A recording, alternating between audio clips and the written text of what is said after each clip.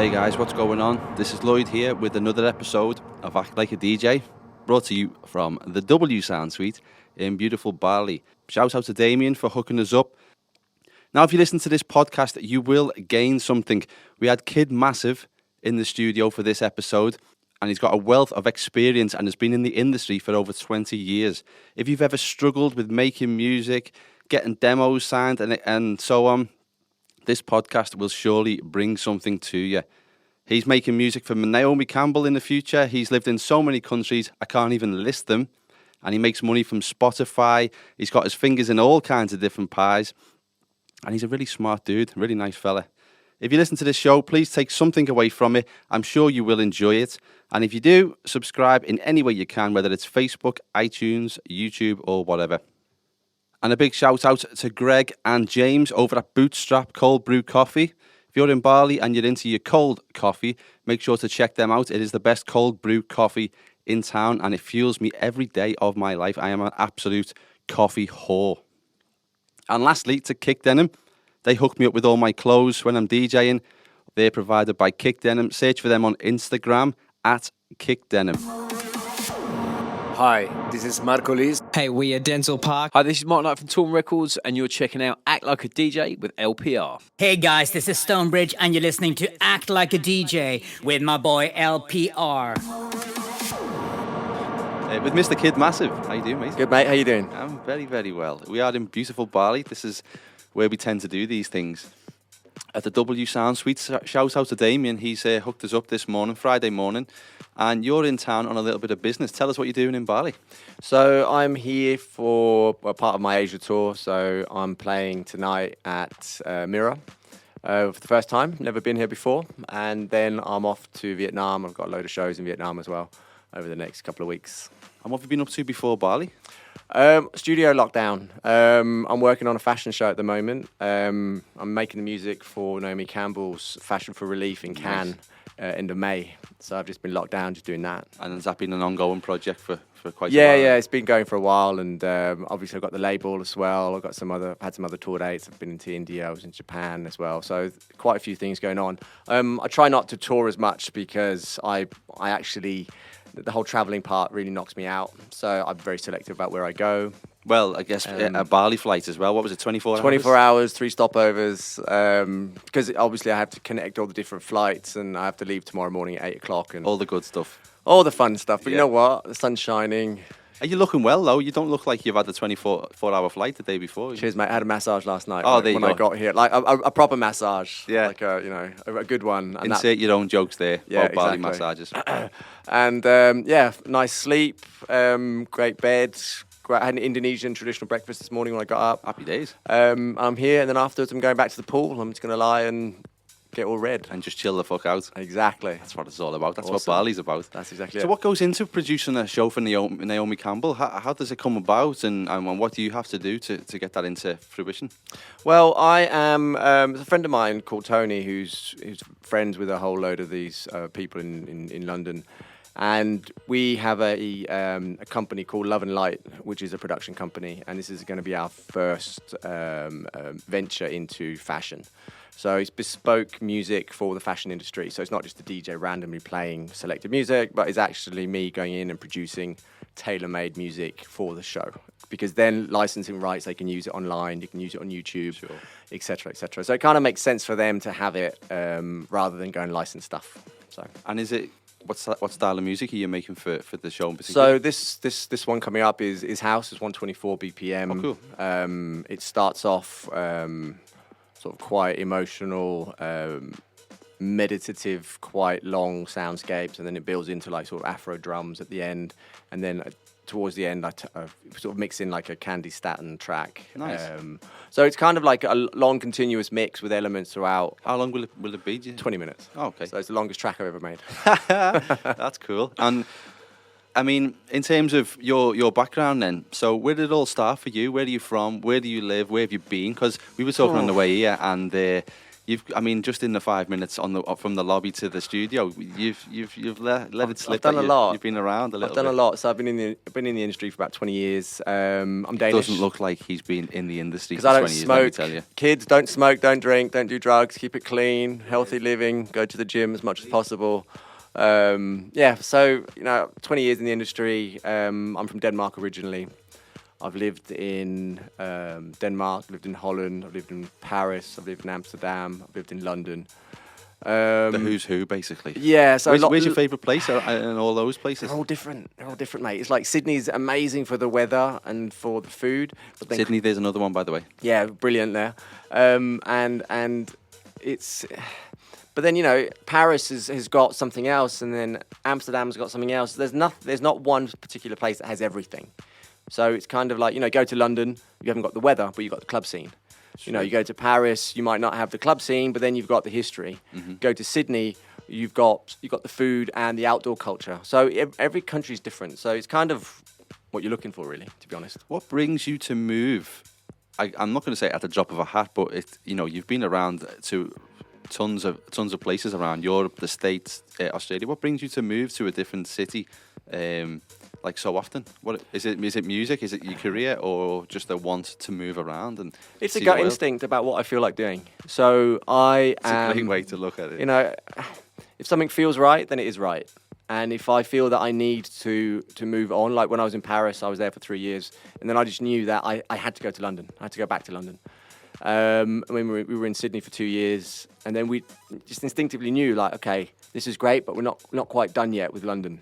So I moved back again, and every time that you follow your intuition, your gut, that's when magic happens. Because then you just it's like you jump into a river. You've got two choices.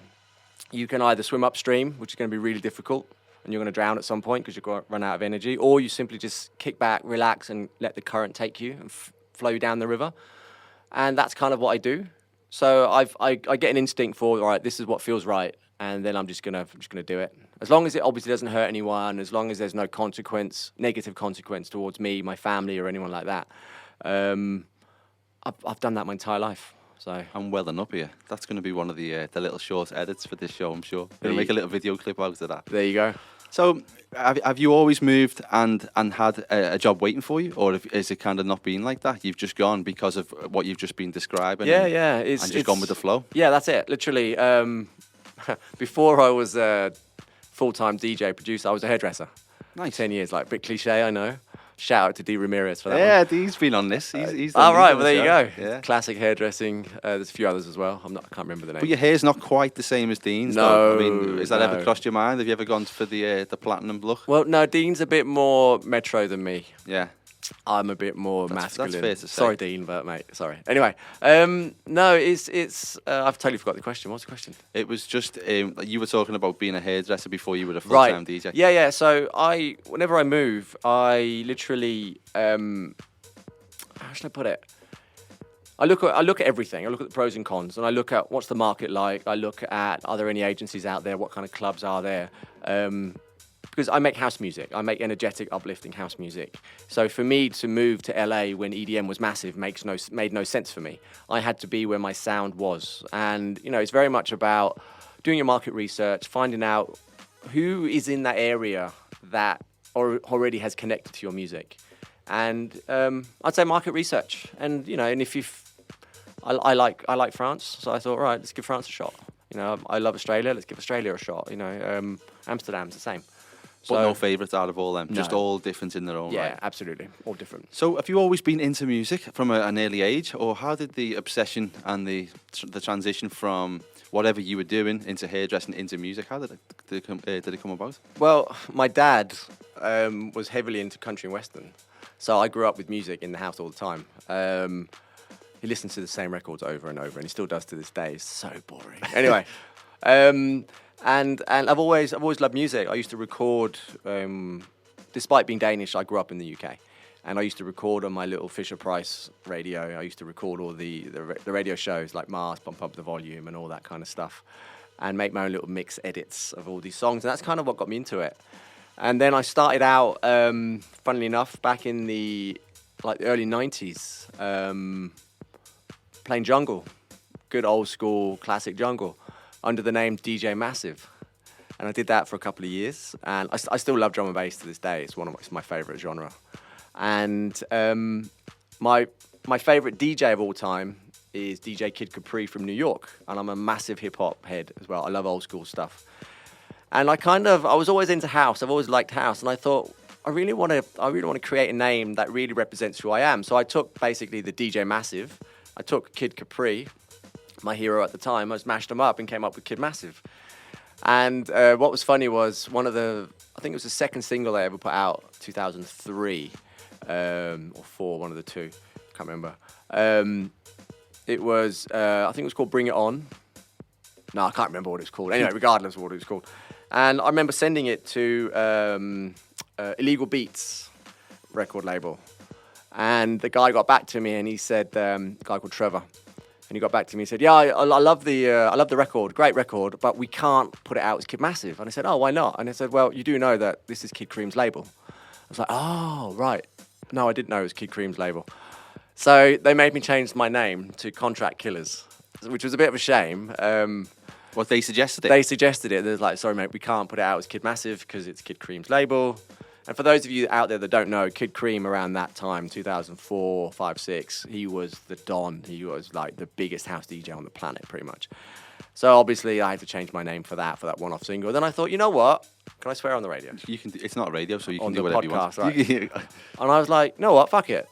I'm gonna call myself Kid Massive. And there's so many people that thought, what, are you Kid Cream? I'm like, no, I'm not. I had my name before Kid Cream even blew up. You know, I can show you my old demos. I can show you all this stuff. I was DJing under that name. And I'm like, I'm not going to change it. It's just not going to happen. And then I met him. And he was like, and he's Italian. And he was like, hey, so you're Kid Massive. And I was like, yeah. And he's like, oh, I love your music. And You're in the wrong job. You should be doing impressions, mate. And I was like, sweet. And ever since then, we've kind of been mates, and you know, no animosity or anything like that. And you know, he hasn't retired, but he's kind of pulled himself out of the limelight and has done for the last couple of years. So it's kind of left me being like the ultimate kid. Well, there you go. So there's the origin for Kid Massive. So There you go. you described your sound before, just so that people can associate to you, because you obviously got a big gig tonight coming up at Mirror. What can they expect from your set tonight? Have you always played the same style? I know you've been influenced by jungle, drum and bass, etc. Yeah. Is it kind of progressed through, or have you always just been into house because you've been a house producer? I'm a professional, so I look at the market, and I am also a music lover. I love everything. Punk, drum and bass, jazz, fusion, everything. I love it. If it's good, it's good. It doesn't matter who made it. And what happens with the dance music scene is genres come through all the time. And like, for example, when EDM came out, I really liked the initial first wave of it. I thought it was really creative, it was really new, and I got really inspired by that. So I took that and I ran with it as far as I could, that I felt comfortable. And then it got to the point where it just got stupid. It just got silly. And I just said, right, I can't do this anymore. So then I pulled myself out of EDM and went back to making my records that I wanted to make. But it's very much a sense of looking at what's going on around you and being in, so if there's a specific type of bass line that is, you can see is going to be the next sound, and if it fits with your expression, then don't be afraid to use it, because that's called adapting. What I don't do is I don't follow genre for genre trends. Trap right now is huge. I don't make trap. I don't play trap. It's not for me. Mm-hmm. Big EDM stuff, not for me. Melbourne Bounce, when that came out, not for me. Was you in Australia when the big wave of Melbourne Bounce was there? It crossed over into Bali. It stayed here for, 6 months. Right. Went, but now everyone's like still trying to get away with it in the big EDM clubs. Yeah, and stuff. it's don't get me wrong. There are a few acts out there. There's Scandal from Australia that I loved, their early stuff. But it wasn't Melbourne Bounce. It just had an element of what became Melbourne Bounce. I used to play that. But then when it got Melbourne Bounce, I was just like, nah, I'm not 12. I can't play this. This is not me. And my production as well. So that's why if you listen to my first record of 2003 and you listen to my records 2017, you can still hear the one characteristic that goes all the way through is energy. It has to be uplifting. There has to be shuffle. It has to be funky. That's kind of your blueprint. That's for my what blueprint. You bring to the table. Yeah, it's, some guys are, long melodic tracks. Other guys are short, super edits. Other guys are really commercial, noisy, little squeaks and bubbles. And that's not me. Mm-hmm. I like vocals. I love pianos. I love what creates the essence of house music. Then I change and adapt the sounds around it. And that works really well for me. And that's given me a career that's lasted over 20 years.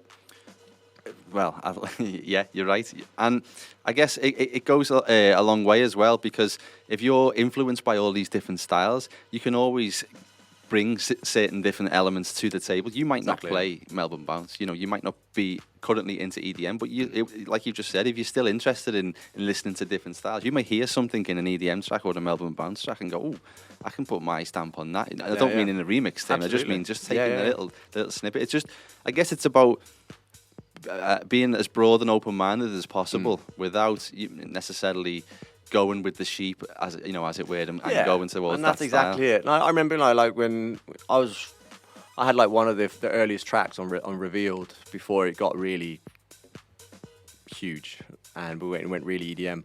I remember listening to Danik's stuff before he really blew up, and I requested him on the remix for the single, and I remember just listening to his production, going, he just has that tribal underlay on the beat underneath, and it just works. And then that's kind of what got me inspired to like add those tom-toms underneath, that kind of shuffle. And then that's kind of progressed into literally what's happening right now is, a lot of the stuff that I do, I've done a few tribal mixes, like proper tribal remixes. And a lot of those were triggered by listening to the early EDM stuff because they had the tom-toms underneath. That reminded me of the old tribal stuff from like, the late 90s, Danny Tenaglia and Peter Ruhaufer and things like that. So it all connects back.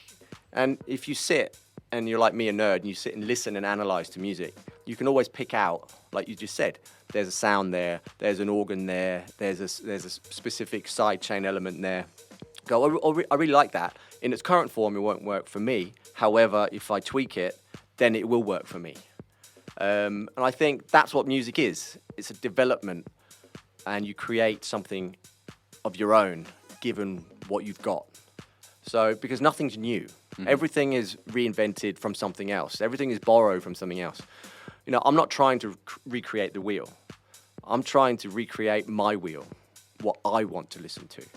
Never stand still. Never stand still. Like I've got probably 20 tracks on my hard drive at home, tracks that are done.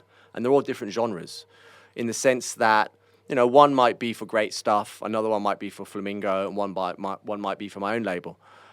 But they all work. And if you hear me play a DJ set, you'll be like, yeah, I can see how they would fit.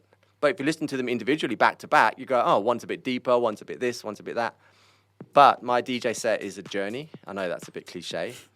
But it is I do take it up, I do take it down. I do, when I say take it up and take it down, I mean in terms of punch. The energy is the same. I don't go and play like a techno track after I've played a big, massive build-up track. I don't do that. What I mean by that is like I would play a track with less vocals, for example. There's just a good groove. Then after that, I'd play like a big, heavy tribal track with lots of percussion that adds the extra groove to it. And then the third track might be a big commercial vocal track. Mm-hmm. So by mixing all three together, you create something brand new instead of playing back-to-back the same records. And that's why the music I release can be quite different. But when you hear me DJ, you'll say, right, it makes sense. Because I make music for me. So that's the cue to call to get everyone down to Mirror tonight then, that's so it. You can see what we're talking about. And for all you aspiring DJs and producers out there, do it for you. Don't do it for other people. Because once you start tailoring yourself to what other people want and what they expect, you're done. That's it. You're over. You might be flash in the pan for a year or two, but unless you're really, really in the right place at the right time, the likelihood is you're not going to make it. Create your own sound, create your own niche, be individual. Don't take nonsense from anyone. If it doesn't work for you, then it doesn't work for you. Don't bend over backwards. I think you're absolutely right because, just as an example of the plethora of good DJs and producers that are out there, which you'd never even know about. We were in here a few days ago, and one of the guest DJs for the W was listening to some demos, and we're on the couch just listening to them. All of a sudden, you know, your foot starts going, your head starts nodding. You check out the artist; it's someone who you've never heard of, and then you go down that rabbit hole. Then you start looking at what they're producing and listening to their stuff, and there's just so many good people out there. So if you wanna follow the trend, you're gonna get lost in that sea of good young DJs and producers that are currently on the scene. But if you want to do your own thing, want to put your own stamp on things, then that seems to be the advice that everyone who comes on this podcast, they have that central theme. Yeah. It's don't follow what everyone's doing. Do what you think that you're good at and what you enjoy, and it will shine through. And absolutely, and it's for someone who's in the industry for 20 plus years, I also run a label, and the amount of times I get demos from people going, "What are you looking for?" I'm like, "We'll just go on the SoundCloud. You'll get an idea of what I'm looking for. I'm not looking for a specific genre. I'm looking for individuality. I'm looking for something that sounds a bit different to what everyone else is doing. What can you bring? Who are you? Where do you live? Where do you come from? Oh, you're from Bali. Okay. So that means you'll have a Southeastern Asia flavor. All right, we'll bring that to the table. Let me hear that. Okay, you're from India. All right, we'll bring me some tablas. Bring me something that represents you as an artist. You're from Russia. Okay, well then give me your vibe. Mm-hmm. I don't need a clone of Kryder because we already have a Kryder. I don't need a clone of Tom Starr because Tom Starr is already huge. Give me you. Mm-hmm. Create uniqueness. Don't be afraid of delving into the classics. Don't be afraid of being inspired by old disco and funk and country and rock and punk and anything that you feel is going to make your record stand out. Because don't forget, compared to a lot of the big guys out there, I don't get a lot, but I probably get about 300 to 400 promos a week. And the majority, it's not great. Not in the sense it's not well produced, it just doesn't stand out. Yeah. It's either really boring, dull tech house. Well, I mean boring and dull, I mean like where nothing happens. Or techno, which goes nowhere. Or trap. And I'm like, okay, well, why are you creating something that everyone else is creating? Granted, if you like it, fair enough. But then think outside the box. How are you going to make yourself stand out? Because at the moment, everyone is just using exactly the same presets, the same loops, the same construction kits. And the reason that I know this is because I make those construction kits that the people use. So I do a lot of work with loop masters. Mm-hmm. I do a lot of the construction kits and stuff like that. So I know exactly what's out there because I get everything sent. So my sample bank is huge. You're hearing your own loops in people that are sending things to I've you. had people send me demos with my own loops in them. And I'm like, you've literally just ripped off my entire track. You haven't changed a thing. You've not just done dropped it in, and there we go. And I don't have an issue using my samples because that's the whole point of me creating them. But then, use them creatively. Give me something different. Mm-hmm. But because everyone, you can make you can make music on your phone now. So you really don't need to push yourself. That's what you think. But the reality is very, very different. Sure. Very different. So you're DJ, producer, label owner, plus, X, Y, and Z, everything else. Do you remember a time which you would consider to be the break that you really hoped for in this industry? Because a lot of people, they might be releasing records, but they still may not have found what they're actually trying to achieve. They might not have had a tour outside of their city or outside of their country and stuff. Can you remember a time or a record or a gig that you did and you sat back and thought, this is going places now, this is changing for the better? Can you remember that? Yeah, I can actually. I would say it was 2007, 2008. And how long had you been producing for by this point? About 5 years. I've done a lot of different projects. So I started out making really soulful house in the early 2000s under a project called Rhythm Slaves with a friend of mine. We've released on Swing City. We've released on Easy Street. Released on Blaze's label. We've done a lot. Remix Rosie Gaines, Closer Than Close, etc. Things like that. So I've been in the industry for a long time. Worked with Knee Deep and people like that. But then to start branching out on with my own career took a bit longer because I was very specific in what I wanted to create, and that would take a bit longer. So my first record as Kid Massive was in 2003 on Slip and Slide. That opened up a whole load of doors for me. And I just continued to make good house music. I was really inspired by the funky house at the time. You know, like Same. Warren Clark, Kid Cream, Junior Jack. You know, there's loads of really good artists out there, Born to Funk, etc. And I really love that stuff, and I still do today. And then I think what the breaking point was a combination of two things. One was I did a track called Get Busy, which was in 2007, I think. And there was a Soul Avengers remix of that, which went #1 on Beatport at the time, and it blew up. And that was when literally the touring started. That combined with, I was working with Sanchez at the time, I was doing a lot of stuff with Stealth, and I was DJing a lot for the Release Yourself nights as well. So those two things combined gave me that bit of profile that I was looking for, because the promoters didn't really have a reason to book me. They knew my music, they played my music, but there was nothing for them to say, this is the guy that does so-and-so X and Y. Get Busy came along, this is #1 Beatport, he works with Sanchez, bam, that's what happened. Now the floodgates are Then it opening. opened. And it went really, really well for probably up until 2012, touring a lot, like everything was going really, really well. And then EDM came along. Everything that I knew in terms of house music changed. And I was literally stuck. I was like, what do I do? And all I was doing was DJing. I didn't have any other skills. That was my only source of income, was touring at that time. Since then, it's changed a lot. I have lots of different avenues now, because now I'm a professional and grown up. Yeah, it's got to happen one day. It's got to happen someday. And what happened was I almost quit. I almost said, I can't do this anymore. Fuck this. This is not working for me. So what I did was I took a long, hard look at where I was at.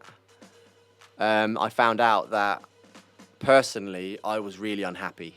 Not with my music career, just with my own life. Everything was shit. I hated everything and everyone. And my mindset was really, really, really negative.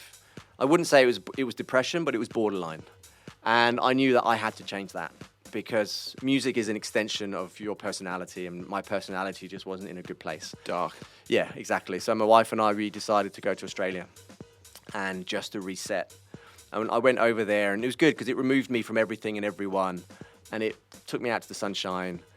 And I really, as cliche as it is, I found myself. I stepped back and I thought, right, who am I? What do I love? What is it that I'm all about? And that's when I realized that I need to stop worrying about what other people want and start practicing what I've been preaching. And then that's where I said, you know what, fuck this EDM stuff. I can't do it. I literally for 2 years, 3 years, had no gigs. I had no money, nothing. Everything just stopped. And slowly, people can see that, all right, you know, the last 3-4 years, I've just been making my records. And now the scene, I haven't changed. Yeah. The scene There's has always changed. been that constant. Always. And EDMs come and go in a little bit, and then And it's brought me back to where to the point where I'm like, okay, Kid Massive. Yeah, my music hasn't changed in the last 4 years. It's still fucking good. But now the clubs are ready to book what I want, what I play. Rather than I could go tonight and I could play a back-to-back EDM commercial set. But I don't want to. Mm-hmm. And that's not why I'm booked. They want me to play house, my house. I get it. That's what I'm doing. That's a really, really good position to be in. That combined with the fact that I'm loving life. I'm 42. You know, this is technically a midlife crisis right now. I'm halfway through my life. I'm over it. I'm done. I've overcome my midlife crisis. There is no crisis. Now it's just midlife, and I'm just smashing it. And Midlife. Oh. I know. How old are you? I'm 30. There you go. But you look the same age as me, though. So, There you go. this So is it's about, doing who you are, doing what you do, being who you are, and just following your own trends, following your own passions. And, and if you do hit a point where life just gets really hard, acknowledge it. Don't put it under the carpet. Don't put a lid on it, because once you start forcing yourself to not deal with issues, then that's when shit gets really hard, and that's when you potentially might lose what you've got in terms of passion, love, your career, family, your friends, even your life. If it gets that heavy, it's not worth it. So think about it. I'm just saying, this is just words of advice from myself that I've gone through. And right now, You've seen it. You've been through that. I've seen it. And I'm being very honest, very candid. So, and now I'm in Bali. The sun shines. Well, you're here for about 24 hours, aren't you? There you go. What happens after Bali? After Mirror, you get on a plane, and where do you go? Up to Hanoi, doing a show in Camilla Lounge. up there, and then I'm there till Tuesday, and then I fly down to Ho Chi Minh, and I'm doing a show at a place called Upper, which is like a rooftop club, and then I'm going out to the coast on the Saturday. Then I'm doing a show there, and then I leave Monday morning, back to the studio, finish off the fashion show stuff in Cannes. That's going to be London. No, that's in Cannes. Oh, okay. And then I fly out to Cannes 17th of May to the 21st or 22nd, do the show. And this is cool. So I'm DJing at Naomi Campbell's private birthday party on a yacht on the Sunday after the Very show. nice. Yeah, it's going to be crazy. Can't be bad, can it? And then back to London. I've got a few things I need to finish off in the studio. Then I go to Japan for a week. I've got Osaka and Sapporo. Back in London, I've got a show in London. Then I go back to Japan again, start of July. I've got a party with Avex, a big label in Japan, Tokyo, on the 2nd of July, I think it is. Good memory. And then back to London. And again, then it's just studio work. Because, again, I've got a shitload of stuff that I need to finish off. So half an hour ago, you said that you don't tour as much. No. And now you've just listed off 85 places that you go. And we're in just about getting into May now. Have you been busy since the turn of the year? I mean, when you say not touring much, I can only imagine what it was like before then. If you've got all these before things it was horrible. going. I didn't enjoy it. It was literally every weekend for like 3-4 years in a row. It wasn't fun. Just no rest. No, just track on. Yeah. Because what happened, I'm going to get very personal here. So about 4-5 years ago, I got meningitis and I got really sick and I went to the hospital. And what happened is my immune system just got shot, completely destroyed. So now I get cold really quickly, I get really tired really quickly, and I need to be really careful. And he says, turning off the AC. No, it's fine with the AC. And what happens off the back of that is, if I do prolonged traveling, I just crash out. I'm crash and burn, and I can't cope. So I know myself well enough to go, right, I can travel extensively for 2 weeks, once a month, maybe every 2 months, and then that's it. Then I need a break. I need to go home, sleep in my own bed, go to the gym, have my routine. And then also when you go out and travel, you enjoy it more. Yeah. Because then it's just like, oh, I've got to go to Poland and I've only been home for 2 days. Is there any part of the world you haven't been and DJ'd at? Well, yeah, this part of the world. First time in Indonesia. I've done South America. I've pretty much done most of the world. I haven't done Central Africa. I've done Southern Africa and Northern Africa. Done Cape Town, Johannesburg. I've done Algeria, Morocco. I've done all of the Northern Egypt, stuff like that. I haven't done Central Africa. I'd like to do Burma, just because. Burma promoters. There's your cue. Get in touch. My stepdad's Burmese. Okay. So I grew up with Asian culture, and I just really want to go. Yeah. So, yeah. So that could be the next one after July then, once you've got all this Fingers crossed. this madness out the way. And what's funny is I do my own bookings. I was going to ask. Yeah. I've done a little bit of background research, and there doesn't seem to be a management involved. So have you always done it that way? I've had a couple of booking agencies. Some worked out, some didn't. What are the pros and cons, in your opinion, of doing it on yourself? The pros are you get to choose where you go, when you go, what flights you take, and you get to choose your fee. The cons are you have to find the shows yourself, or you have to start speaking to people, or you have to start replying to the emails you get. But ultimately, I think if you've got a product that is interesting enough, then people will get in touch. Or people will, what happens in the world is if you put out love, you get it back. If you're a positive person, the same thing happens to you back in return. So, I have to give a shout out to Matt Caselli. He was here a couple of weeks ago. Oh, right, yeah, exactly. And it's Matt Caselli's contact that helped me get here. I'll put him in contact with my Japanese agent. So it's kind of like, you help me, I help you. There's someone, if someone contacts me and goes, listen, I'm in London, I'm looking for a show, and I go, okay, great, speak to this person. Because I think what's happening is a lot of the booking agencies now, they're getting lazy and fat. They can't be bothered. They don't need to. And what happens is you've got an artist who is about to blow up or who is blowing up, and the booking agency is simply just relying on traction off one record. But everyone knows a record only lasts for a month or two, and then it's dead and you have to move on to the next. A lot of agencies don't know how to continue the hype, the push. So I've always been very much about self-empowerment. Do it yourself.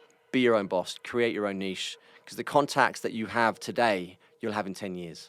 Like there's people in Singapore that I played for 10 years that still do events out there that I'm still in contact with. So if I ever want to go to Singapore, I just hit them up and go, right, I'm going to be in this part of Asia. Can we sort something out? Yeah, sure. Great. Then I can tailor everything myself. It sounds like you're about to get 300 emails asking for you to be someone's manager. And what's funny is I do mentoring at Music College in London called ELAM, so the East London Academy of Music. And it's funded by Universal, and it was set up by Chase and Status. And I'm one of the mentors at the college out there. I teach out there as well. And I'm also working... That's a career job number 57 that we've been it's one through. of those. That's a passion. That's something that I love to do. And I'm also developing it's called Align. It's a self-development business that allows people to understand why they do what they do.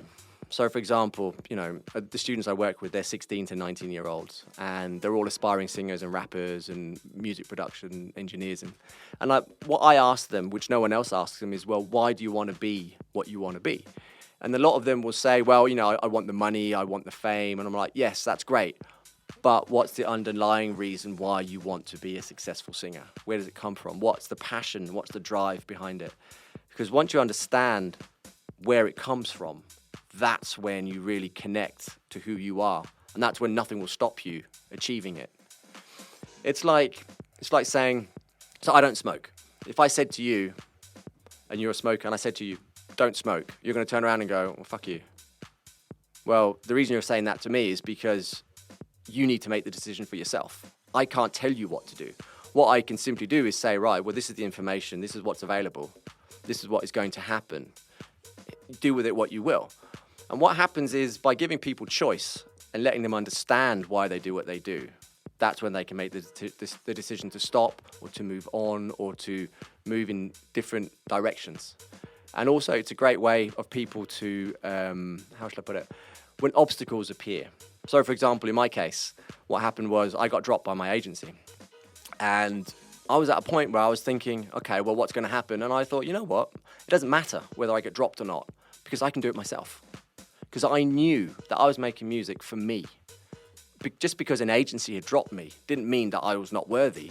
It just meant that I wasn't the fit for what they wanted. And I was like, cool, that's fine. I'll do it myself.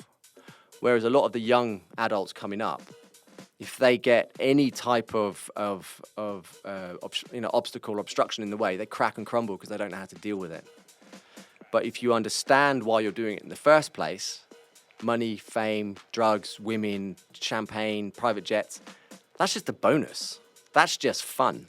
Naomi Campbell, parties on yachts. Exactly. And I'm stone cold sober. And it's about understanding why you do what you do.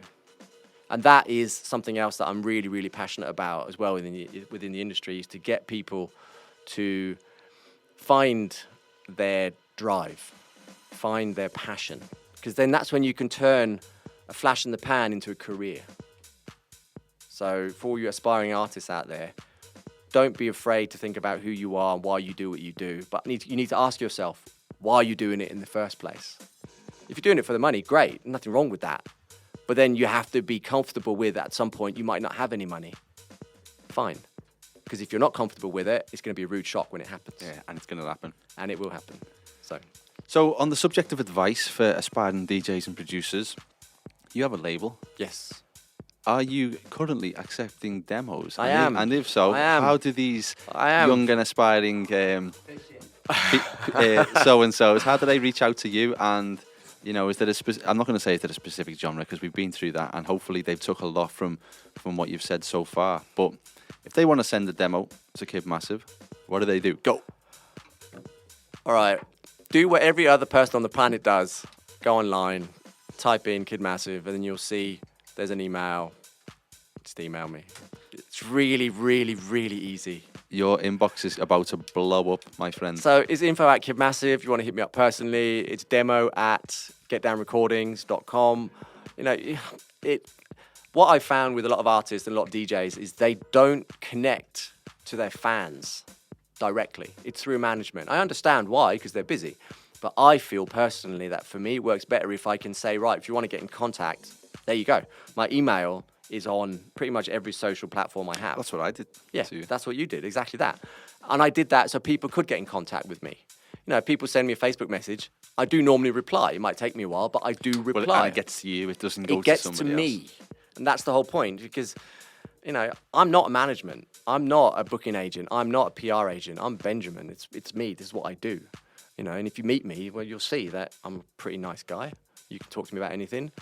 One of the things that I tell my students that I work with, if you see someone that you respect or that you recognize can help you get you where you want to go, speak to them.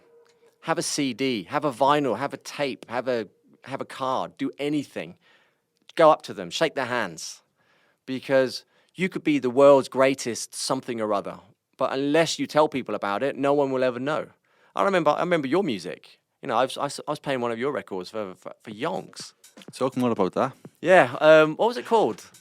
The first one was Watching You. That's the one. That was it. Because you must have been in Australia at that time. I think I probably was. Because that was out on Neon in the end of 2012. Yeah. That was big. That was big for me. We got a couple of big remixes out of. Well, I say Neon got a couple of big remixes. We had Olaf Bosowski from the Netherlands. Yeah. And Marco Lees. Yeah. That started my relationship with Marco. We've been friends ever since. A lovely guy, Marco. One of the best. Yeah, really, yeah, one of the best. absolutely. He's played in Bali a few times. But cool. Hopefully he'll get back here next. But no, I appreciate that. If you've found any of my records interesting. I have, yeah. And like I said, that one, I know that I played that for a long time, because it was just one of those records that worked for me in sound-wise. Well, when we were talking a while ago, when you were talking about the funky house era, etc., Kid Cream and people like that. Well, that was essentially Raul Rincon. Yeah, that was my influence. Yep. Because I was growing up and DJing in the same time. Right. So that was the first record that ever completely got over the line, and I'm just so fortunate and lucky that it actually got signed to a label like Neon. Yeah. Straight off the bat. I mean, that was completely. That was my passion. Was that putting my stamp on that style of music in 2011? It took a year to kind of get it sample clearance, etc. Yeah. But we did everything above board, and it came round, and a few people played it. There was a couple of people doing re-edits and stuff. There was a guy in America called DJ Icy. Huge breakbeat DJ. Yeah, he made a breakbeat edit of the Olaf Bosowski mix. And there's a video on YouTube of him playing it at Ultra and stuff like that. So it was just another connect. There you go. Just trying to build and grow and stuff like that. Yeah. But and what's funny is, like Raul Rincon and Olaf and all those guys, they're all friends of mine. We all kind of came up at the same time, and I still support their records. And it's just fun when you'll connect on something that, I know it's going to sound really lame, but spiritual as house music. Because music is it's just that extension of who you are as a personality. So I'm really happy that I could, play some of your records, and it's just it's a bonding experience. I've got some more for you as well. Well, there you go. And it's a bonding experience that once you've had it, and this is the thing, once you've had an experience, you can never unhave it. And it's a memory. It's that something that creates an experience moving forward. So in terms of your successes, release-wise, so Get Busy and Yawn, are they your favourite records, or are they just happen to do well in the charts and stuff? Well, because you can never kind of predict it, can you? Sometimes the most passionate record that you produce doesn't do as well as the next one. And that actually tends to be the case. Get Busy, funnily enough. So I just moved to London from Paris, and it's going to sound really cliche, but this is actually the truth. I kid you not. I was in Sainsbury's, the local supermarket, walking around, and I'd literally been in London for a week. And I was pushing my trolley around, looking for the bits to buy, and I heard someone singing. And initially I just thought, it was the radio. And then I thought, no, hang on, they don't have the radio in the supermarket. And I walked around and I was like, who is this? And I saw this girl with like 2-3 kids and a pram, or not a pram, like a shopping trolley. And it was her. So I walked over to her and I was like, excuse me, but, is that you singing? And she's like, yeah. I was like, oh, amazing voice. And I said, have you ever done any recording? She said, no, she hasn't. I said, oh, I'm a house music producer. Cliche, but yeah. I said, oh, here's my card. Another cliche. Gave it to her. And I said, listen, if you ever feel like working on anything, let me know. Here's my card. And about a week passed, and she called me up. And she said, oh, I've been thinking about what you said. Yeah, I'm totally up for it. She came around my studio, and we sat down, and we chatted. And the first ever track we did was out on Hot 22's label called Doesn't Matter. And if you check it out, it's a mashup of Linkin Park vocal that she re-sung, and think it was Marshall Jefferson. Was this her idea? No, it was Okay. my idea. She came up with the vocal idea. And that was the first single. The first track we did, signed straight off the bat, Hot 22, remix, killed it. And then I thought, all right, let's do another one. And I'm an old school house head. There was a track by a group called Quartz from 1992 called Let's Get Busy. It's one of my all-time favorite records. And it has this really cool piano in it. And I thought, I'm going to sample that. So I did. I created it and sampled it and made the track. And I called up Ilya, the singer, and I said, listen, can you come around? She was like, yeah, absolutely. She said, I'm pretty pissed right now. I'm pretty drunk. I'm at a birthday. So do you still want me to come over? I said, yeah, come over. And she came over and she was absolutely hammered. She could barely stand up. Put the headphones on and I said, just freestyle, just come up with some stuff. And she was like, all right. And then she started singing Get Busy. And I just sat there and I just knew it was like, right, magic just happened. She was absolutely shit-faced. And she had no idea when I sent it to her what she'd done because she didn't even remember being there or singing in the first place. Good day. And literally, I sent it to Paul from Soul Avengers, and literally within a day, he said, yeah, I want it, signed it. And then they did the remix, and then it came out 2007, 2008, and literally just blew up. Those are records that I'm really proud of that have done well. Yawn, I never really liked in the first place. That was an album record. It wasn't actually supposed to be a single. There was another single that I wanted to put out instead, but the label said, no, we need to go with this one. Luckily, that went to number one. The Beatport went to number one on the UK club chart. It did stupidly well across the world. Still not my favourite record. But what can you do? Just go with it. Just go with it. I played You're the not David gonna Tort turn mix down a a lot. number one, are you? Yeah, exactly. So, but then I just did a remake of Express 2 Smoke Machine that I really thought was gonna smash it on Beatport. Nothing. Everyone was playing it, Kryder, Tom Starr, all the big guys were playing it, but it did nothing on Beatport, which is curious. So you never know. The records that all the DJs support, here we go, he brings out the Express 2 vinyl. The I like vinyl's it. right there.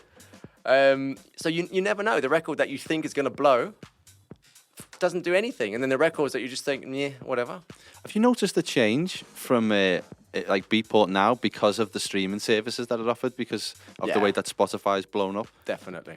How do you deal with that? I mean, of course, people still categorise Beatport number ones as being the be-all and end-all. Beatport But to number the one is general fan, important. the Yeah. music consumer, it's all Spotify now, isn't it? Yeah, they don't care about Beatport. It's not relevant. I can put it into perspective. So I have a project, another side project called Wolf Crew, that I do, and it's a deeper house project that I do, and I've done 3 singles with it, signed to Sony, and the first single, 1 million plays on Spotify, bam, just like that. I look at the massive stuff. For me to get 1 million plays on any single, it takes me like 4 years. I did that in like 2 weeks. It was crazy. And then I looked at the financial stats of Spotify. There was none. See, this is the thing. Spotify pay 51% of income to the label. The label then pays whatever deal that they have with you to you.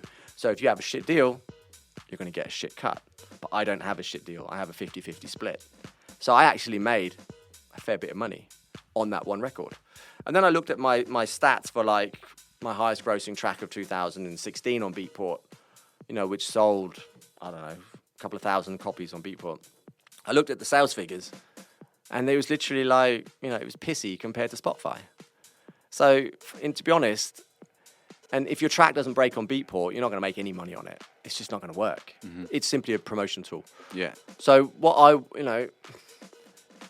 I would recommend to all producers out there, find yourself an aggregator, find someone that can get you onto this Spotify playlists, find someone that runs a playlist, approach them, speak to them, say, listen, I've got this release, this is something you're interested in. Get yourself in a playlist, because once that happens, 1 million plays is $5,500 US. Okay. So, if you've got a 50% split with your label, then, you're making $2,500.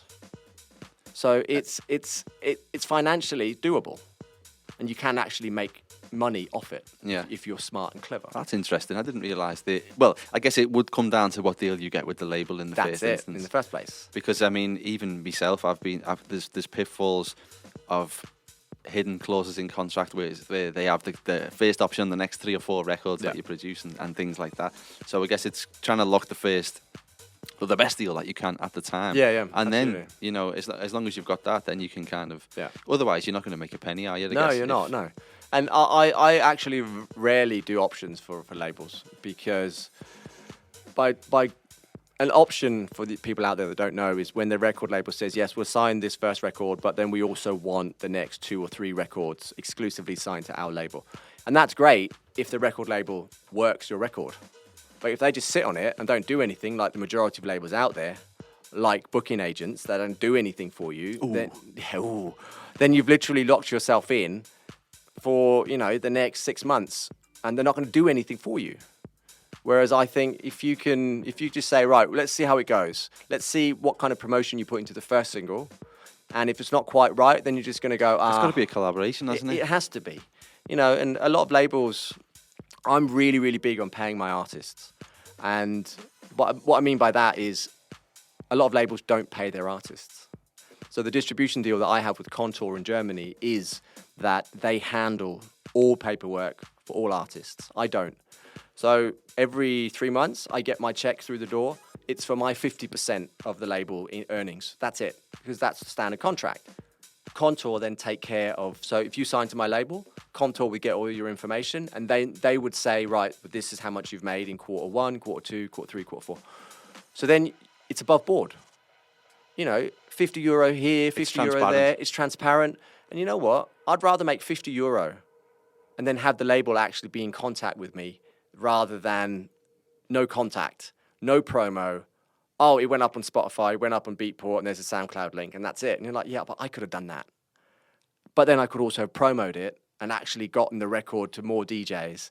And I could have got it on a Spotify playlist, and I could have gotten it on Capital FM. I could have gotten it on Beatport. I could have gotten, there's a lot of things you can do if you have the power. But if you sign it to a label that doesn't do anything, then you've lost your power, and then you're fucked. And there's certainly a few of them around. Yeah, I won't go into names or details, but there are certain labels and people out there that I would never personally work with, ever.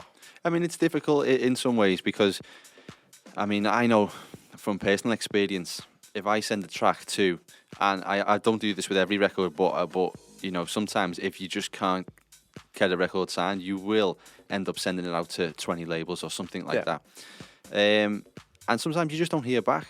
So then when you do get that one little slither of hope, which prevents you from putting it up as a free download and going down that route, then, it may be even 3 months or 4 months. I've had a record which I completely forgot about, and I got an email literally 6 months later from Dirty Dutch to release the record with them.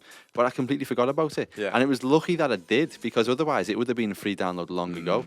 And I understand that the amount of demos they must receive in order to be 6 months behind before they even make a decision and stuff like that.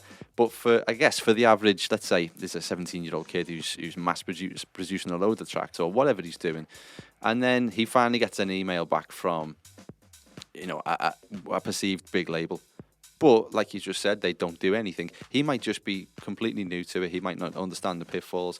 He might sign it without even looking at the contract and stuff like that. And it does happen. So it's difficult in some ways because people just want to be able to have that label associated with them, with their bio, with their brand, what they're pushing. But it is completely true, and I've seen it, and I know what you're talking about. It's if it's the wrong deal, but just the right label, people just sign. And that's the thing. And, I know people out there that have also signed their artist names to their label. And I remember there was this young guy that because I'm quite vigilant. I listen to everything that comes through. And if someone sends me a demo 2-3 times in a row, and I'm like, okay, this is definitely someone to watch. And there's been a couple of occasions where I've spotted a few artists that I knew were going to blow up, and they have gone on and done really big things. And there was this one guy in particular, I won't say who it was, who sent me some stuff, and it was, I'll tell you after the show. Amazing music, really, really good. And I remember contacting him. I said, I really like your stuff. Would you be up for doing a track together? And at this point, he was nobody. He signed a few labels, but nothing big. And then I remember he got back to me and said, I'd love to, but I can't. I'm like, oh, why not? And he said, well, because I've signed on to this label exclusively, and they also own my name. So I can't put out any other music under this name because they basically own it. And I'm like, that sounds like a really bad deal. And he said, yeah. He wasn't actually aware of it until afterwards. Yeah, that's always the way. And I said, they did just you sign read the it. contract? And he said, no. Case in point, read. That's it. They just get excited and sign. All you have to do is literally just read it. It's some of it's pretty business jargon, but most of it you can kind of get an idea of what's going on. I mean, you can see a flag in Yeah, a contract. you If it's a can. red flag there, Yeah. somebody else to read it. Exactly, Somebody you who's know. impartial and they're not kind of got the blinders on Yeah. that you have. Because people, this is business. Treat it like a business. If you approach this like an amateur, you will be an amateur for the rest of your life. Treat it like a business. Make money like it's a business. Treat your product like a business. You don't see Coca-Cola giving away free stuff. Shout out to Coca-Cola. We are in the W Sound Suite in Bali. Exactly. Ding, ding, ding, ding. Exactly. Coca-Cola are a business. They sell their product. They know how to sell it. They are a business. Speaking of Coca-Cola, you've done some work for Pepsi. What? You've done. Have you? No, where'd you get that from? Well. No, hang on. No, okay. No. This. I have. Well, I haven't done anything for Pepsi myself. What happened was, and I don't know if this is the story you got. So I produced a track that, what's her name? Afrojack's wife. What's she called? Ava Simmons. yeah. That she loved. So she took it as hers. And she used it as a single. She used the top line that we'd done for it as well. God, I can't remember the name of it. Anyway, it's irrelevant, the name of it. And then all of a sudden we got an email from Pepsi saying, oh, by the way, we want to use it in Holland as the campaign for the Beyonce tour that Ava was doing the support act for. For some legal reasons, they couldn't use Beyonce in Holland. So they had to use Ava. And then that's the connection between the track that I produced and top line that I wrote with Ava Simmons and Pepsi. So technically, it's not me. Did you still receive checks, or did you receive a check? Yeah, I did. Yeah, they paid really well. That's all worth it, then, isn't it? It is. Yeah. It's if they pay me well, and if I can feel if it's a decent brand alignment, I won't do cigarettes because I don't smoke and I don't believe in smoking. Well, Asia, my friend, will do cigarettes, and they'll try and snap you up pretty quick. Indonesia. Yeah, and because I don't smoke, so for me, it's not. It has to be brand alignment. I can't do that. So, but yeah. Okay, so we're going to get you out of here shortly because we've gone into some pretty deep stuff here. Yeah, a bit of all sorts. It's the thing is, music and life is about everything. You've got ups and downs. You have to open up to everything because once you open up to the downs, that's what makes the ups good. And that's what makes getting out of a hole much easier, is to know that there is light at the end of the tunnel. But it's simply an analogy that I use is like you're boiling a pot of water and you've got the lid on it. The boiling hot water is that something that you've never dealt with. At some point, it's going to boil over and it's going to make a mess, and it's going to get really hot, and the lid's going to come off, and it's just going to get ugly. Don't make that happen. And that's why I'm very candid about the shit that I've gone through. Just share it. It's all love. It is. At the end of the That's day. exactly it, mate. It's all love. All right, then. So, lastly, what can we expect from you out of the studio in the next couple of months? Oh, okay, you've got 20 on your hard drive. So what's going on? With you? What have I got? So there's a big push for me on my label Get Down. So I am focusing on releasing probably 80% of my label because I've got a good distribution network. I've got a really good promo connection network with that. And I want to build the brand because Get Down is also a platform for upcoming artists. It's not just me. So that's why, I've got people like Schiavo and Vindez. I've got Sevag from New York. There's so many upcoming talent producers that I want to support and help spread their music. And by me releasing on my own label, it just adds that tiny bit of credibility to the label, and it boosts them as well. Sure. So I've got Smoke Machine Remixes Part 2 just came out last Friday. I'm absolutely smashing it, by the way. Check the Gothenburg Beats remix and the Vito Jan and Oliver Lowen remix. There you go, train spotters. Sick, absolutely sick. Tribal Latin house, just the way I love it. And then after that, I've got So, bit of a funny story.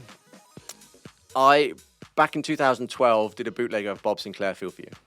And Everyone was playing it. I even got license requests for it, Radio 1, blah, blah, blah. But it was a bootleg, so I couldn't do anything with it. So I had the sample replayed, and I had the vocal redone by Alexandra Prince. And she nailed the vocal, by the way. And then put them together, approached my publisher, and I said, I've done this, can you clear it? And they said, yeah, we can clear the vocal. Yeah, we can clear the sample, but we can't clear it together. I'm like, why not? And said, I don't know, we just can't do that. And I was like, oh, fuck, okay. So then I signed the vocal version to Flamingo, Kid Massive, Feel For You. And I was sitting on the sample for like 3 years. And I thought, you know what, fuck it, I'm just going to put it out on my own label. So it's coming out on the 12th of May, called Disco Machine. And it's a replayed Feel For You disco sample. Is the previews up at the moment? No, they will be probably. I'm playing it tomorrow. Tomorrow, is it tonight? Hang on, what day is it today? Yeah, we're on Friday. It's tonight. Tonight, I play it tonight. There you go. But the previews will come up next week. And so I've got that coming up. I've got done a track called Old School, big piano thing coming out on Hoxton's Horse label. I've got, oh God, what else have I got coming up? I've got an EP coming out on my own label. To be busy. Seriously, I cannot remember. I've got and then I've got the Wolf Crew stuff as well on the side. I've got 2 singles coming out there. I've got one on. You've got yachts to be on and things like that, you know. Yeah. It's a tough life, isn't it? Luckily, I've got a red book where I write everything down, so I don't have to remember it. So, if people want to contact you on your social media, what are you most active on? What do you kind of prefer? Do you prefer Instagram, Twitter, Facebook? And how can people get in touch? And give you a follow, of course. Yeah, info@kidmassive.com. Email, hit me up on all my socials. I'm across all of them. Are they all at Kid Massive? Yeah, they're all the same address, and I'm across all of them. Same with my label, I'm across all of them. And you know, again, if you've got demos, send it. You know, introduce yourself, because I make it, and anyone that's ever sent me a demo can attest to this. That if you send me a demo, I will reply. Period. And I will probably reply within a week, whether I like it or not, because I feel it's my duty that if you've sent me a record, that I'm going to take at least 2 minutes to listen to the bloody thing and give you a reply. So that is a note for all you aspiring label owners out there. Treat your artist the way that you want to be treated yourself, with respect.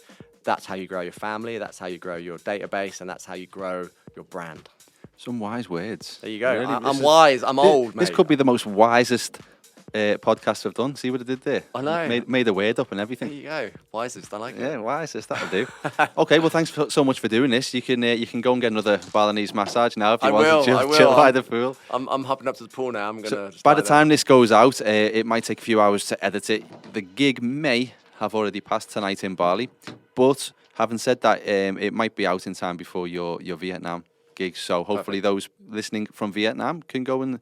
Where are you playing in Vietnam again? Just give them a quick shout out. Hanoi at Camila Lounge and Upper in Ho Chi Minh. And that's Saturday and Sunday? Saturday, and then the following Saturday. Okay, so a little bit of a stopover in Vietnam. Moi Nhi as well, by the coast. Very nice. I don't even know where that is. All right, well, thank you very much, and I'll see you tonight, my friend. Mate. Looking forward to it. Catch you in a bit. Yep. So there you have it, folks. That was Act Like a DJ with this week's guest, Kid Massive. Special thanks for Kid Massive for popping by. He's now flew over to Vietnam. He'll be there for a week or so. He's got a couple of gigs, so be sure to check him out if you're in the area. I'll see you on the next episode.